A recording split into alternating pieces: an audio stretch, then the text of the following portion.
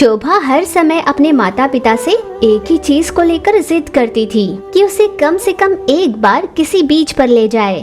पर माँ शांति और पिता शंकर हर रोज कोई न कोई बहाने से उस बात को टाल दिया करते थे। पर एक दिन शोभा बहुत रूठ गई और वो बिना किसी से बात किए एक कोने में बैठी हुई थी।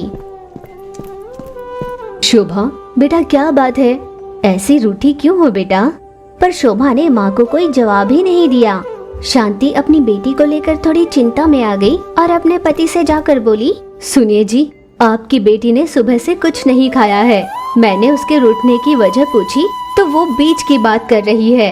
आप और कितने दिनों तक उसे टालने वाले हो?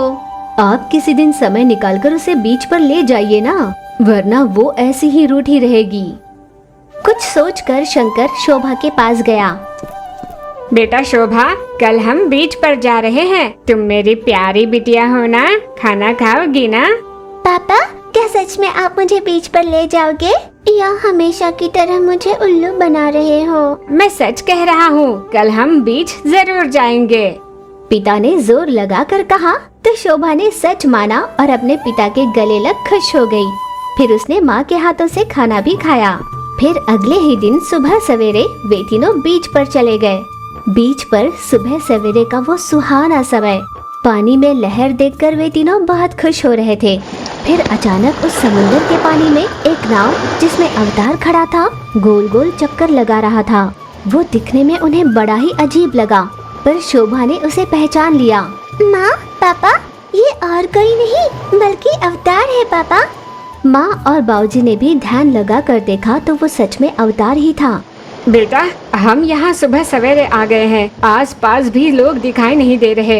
हमारा यहाँ ज्यादा देर तक रुकना सही नहीं होगा। बेटा चलो जल्दी घर चलते हैं। पर अपने पिता को रोकते हुए शोभा बोली, पापा, आप उनसे इतना क्यों डर रहे हो? वो हमें कुछ नहीं करेंगे। और देखो ना पापा, वो जो करतब कर रहे हैं वो कितना अच्छा लग रहा है।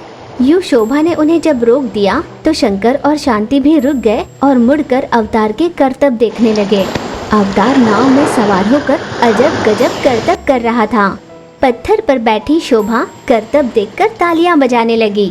शुरुआत के कुछ पलों में अवतार ने उन पर ध्यान नहीं दिया था, पर बाद में उसने उनकी ओर देखा। तब अवतार ने मन ही मन सोचा, लगता है यहाँ मनुष्य आ गए हैं, मुझे यहाँ से जाना होगा।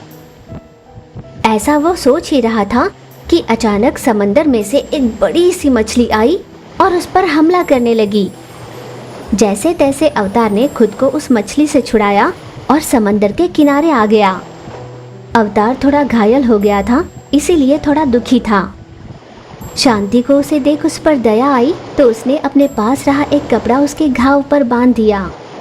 शुरुआत में तो वो दुखी भी हो रहा था और उन तीनों से डर भी रहा था, पर धीरे धीरे उसे समझ में आया और वो थोड़ा सा घुल मिल गया। पानी, पानी। अवतार ने जब पानी मांगा तो शोभा ने उसके पास रही पानी की बोतल उसे दे दी। अवतार ने पानी पिया और थोड़ी देर आराम करने बैठा। उन तीनों ने मिलकर अवतार को थोड़ी ठंडी हवा दी और उसका ध्यान रखने लगे। बड़ी देर बाद अवतार को थोड़ा ठीक लगने लगा। भाई साहब, अभी आप ठीक हो ना? जी, मैं बिल्कुल ठीक हूँ। मुझे सारी भाषाएं आती है। आपने मेरी बहुत मदद की, आपका बहुत धन्यवाद। यूँ अवतार ने उनका आभार माना। वैसे आप यहाँ पर कैसे आए? जैसे आप सभी महीने में एक बार इस समंदर के किनारे आकर समय बिताते हो, ठीक उसी तरह मैं भी साल में एक बार इस तरह धरती पर आकर सैर करता हूँ। मुझे समंदर में यूँ समय बिताना बहुत अच्छा लगता है। तो क्या आप मुझे भी नाव में बिठाकर घुमाओगे? अवतार ने शोभा की इच्छा पूरी करनी चाहिए। नाव में बिठाकर उसे यूँ सैर करा लाया, फिर उसे किनारे पर लाकर छोड़ा। धीरे धीरे मनुष्यों की भीड़ बढ़ रही थी तो अवतार ने तुरंत अपनी नाव हवा में उड़ाई और वहाँ से चला गया। अवतार ने उन तीनों को बाय कहा और वहाँ से चला गया। शोभा का परिवार भी उस दिन खुश होकर अपने घर वापस लौटा। उन तीनों ने बहुत देर तक उसी विषय में बात की। पापा, हर रोज आज के ही दिन सुबह के समय हम बीच पर जाया करेंगे। अवतार से ढेर सारी बातें करेंगे। हाँ बेटा, जरूर। यूं ही दिन बीते। हर महीने भले ही उसके माता पिता साथ नहीं आते, शोभा अवतार से मिलने बीच पर जरूर जाती। वो समंदर के किनारे अवतार के साथ बहुत सारा समय बिताती और जब भी वे मिलते, अवतार शोभा के लिए कोई न कोई उपहार जरूर लाता। शोभा उन उपहारों को पाकर बहुत खुश हो जाती। धीरे धीरे उन दोनों के बीच बहुत अच्छी दोस्ती हो गई।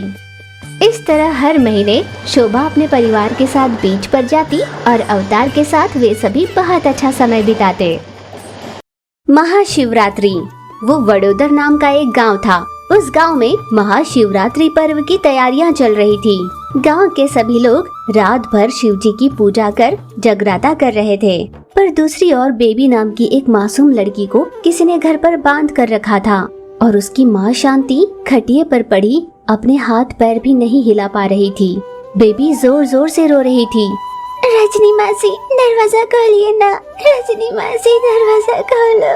पर काम वाली बाई रजनी आंगन में आराम से बैठी सिगरेट फूंक रही थी। वो बेबी की आवाज सुन रही थी, फिर भी अनसुना कर वैसे ही बैठी हुई थी। आखिर ये कैसी कहानी है? अगर पूरी तरह से जानना हो तो हमें 10 दिन पीछे जाना होगा। वो वडोदर नाम का एक गांव था। उस गांव में माँ शांति और पिता गोपाल के साथ उनकी बेटी बेबी रहती थी। वो बहुत ही धनवान परिवार था। गोपाल नौकरी की तलाश कर रहा था, वो भी विदेश में। उनके घर पर एक नौकरानी थी जिसका नाम रजनी था। रजनी उनके घर के सारे काम करती और बेबी की देखभाल करती थी। शाम होने पर वो अपने घर लौट जाती थी। उसका पति नहीं था, वो अकेली रहती थी, इसलिए शांति का परिवार उस पर दया कर कई चीजें देकर उसकी मदद करते थे, जैसे पैसे, कपड़े और गहने भी। उन चीजों को लेकर रजनी बहुत खुश होती थी। शांति का परिवार शिवजी का परम भक्त था। विदेश में नौकरी मिलने के लिए वे सभी भगवान जी से खूब प्रार्थना करते थे। यूं ही दिन बीत रहे थे। फिर एक दिन उनके घर पर एक पोस्ट आया जिसमें लिखा था कि यूएस में उसे सॉफ्टवेयर इंजीनियर की जॉब मिली है। ये खबर मिलते ही वो बहुत खुश हुआ।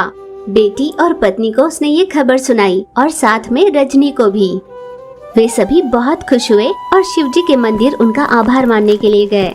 पिछले कई समय से इस खबर का इंतजार कर रहे थे, आपने हम पर कृपा कर ही दी, आपका बहुत धन्यवाद।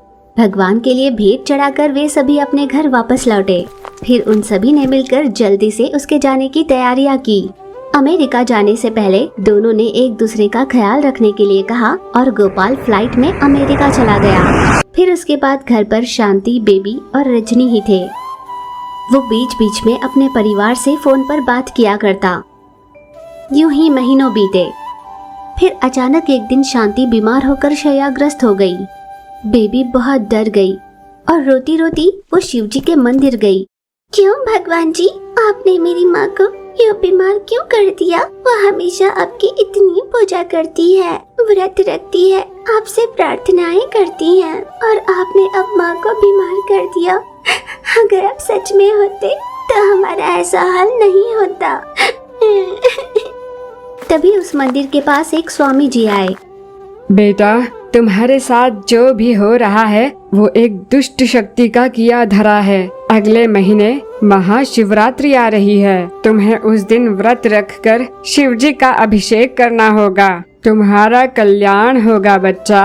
स्वामी जी की बातें सुनकर बेबी को थोड़ी हिम्मत आई। वो घर गई और अपनी माँ से भी उसने यही बात कही। वो माँ के पास लेटकर उसकी बातें सुन रही थी। फिर पिता का फोन आया तो उसने पिता को सारी बात बताई। उनसे दूर रहे पिता इस बात को लेकर दुखी हो गए। हे भगवान, मेरा यहाँ आना और इस तरह शांति का बीमार होना भगवान की क्या मर्जी है। मैं अभी ऐसे लौट कर आ भी नहीं सकता। बेबी ने पिता को दिलासा देते हुए कहा, पापा आप चिंता मत करो, महाशिवरात्रि के दिन माँ बिल्कुल ठीक हो जाएगी, ऐसा मुझे एक स्वामी जी ने बताया। बेबी यूं अपने पिता से बात कर रही थी तो रजनी ने उनकी बातें सुनी और घर के बाहर आकर तुम्हारे पिता को पाने के लिए ही तो मैंने ये सारा खेल रचा और तुम्हारी माँ को बीमार किया। मैंने तुम्हारी माँ को कौन सी दवाई दी है ये या तो मैं जानती हूँ या ऊपर वाला और कोई नहीं। भगवान तो आकर तुम्हें नहीं बचाएंगे। मेरा ये खेल तुम्हारी माँ के मौत के साथ ही खत्म होगा। इस शांति का मर जाना और तुम्हारे मेरे करीब आना, ये देखकर तुम्हारे पिता का मुझसे शादी करना सब सोच कर रखा है। यूं वो मन ही मन सोचकर खुश हो रही थी। दूसरी ओर बेबी शिवजी से हर रोज प्रार्थना करने जाती। स्वामी जी उसे जो भी फलहार और भस्म देते वो बेबी अपनी माँ के लिए लेकर आती। तब शांति ने थोड़ा बात करना और हिलना शुरू किया। रजनी ने ये देखा और वो बौखला गई। ये क्या, इस स्वामी जी ने ऐसा क्या दे दिया कि शांति ठीक होने लगी है? कहीं ये ठीक हो गई तो? नहीं नहीं, मैं ऐसा नहीं होने दूंगी। फिर देखते ही देखते महाशिवरात्रि का दिन आ ही गया। बेबी ने पूजा की सारी सामग्री तैयार की और मंदिर जा ही रही थी कि रजनी ने उसका रास्ता रोका। अरे ओ लड़की, कहाँ जा रही है तू? चल अंदर चल। रजनी ने उसे रूम में बांध कर रख दिया। रजनी मासी, दरवाजा खोलो ना, खोलो ना दरवाजा, रजनी मासी। बेबी मदद की गुहार लगाती रही और रजनी बाहर बैठे सिगरेट फूंक रही थी। अब और ज्यादा देर इंतजार नहीं कर सकती। उसे मैंने दवाई दी है, थोड़ी देर में वो मर जाएगी। उसके बाद मुझे क्या करना है मैं अच्छे से जानती हूँ। यहाँ रजनी ऐसा सोच रही थी और अंदर बेबी, शिवजी समझ में नहीं आता कि रजनी माँ से ऐसा क्यों कर रही है। मैंने आज आपके लिए व्रत किया और आपका अभिषेक करना चाहती थी ताकि माँ ठीक हो जाए। भगवान जी मेरी मदद करो। जैसे ही उसने शिवजी का नाम लिया, शिवजी प्रकट हो गए। बेबी, मेरा अभिषेक करो। बेबी के हाथ खुल गए और उसने तुरंत शिवजी का अभिषेक किया। माँ बिस्तर से उठ खड़ी हो गई। वो बिल्कुल ठीक हो गई। रजनी ने ये देखा और उसके तो होश ही उड़ गए। उसका सर चकराया और वो धपाक से जमीन पर गिर पड़ी।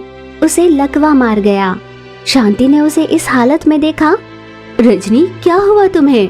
शांति रजनी के पास जा ही रही थी कि वो वहाँ से अचानक गायब हो गई और सड़क पर जा गिरी। गांव वालों की समझ में नहीं आ रहा था कि वहाँ क्या हो रहा है। शिवजी वहाँ से गायब हो गए। बेबी ने अपनी माँ से सारी बात कही। माँ ये जानकर आश्चर्यचकित हो गई।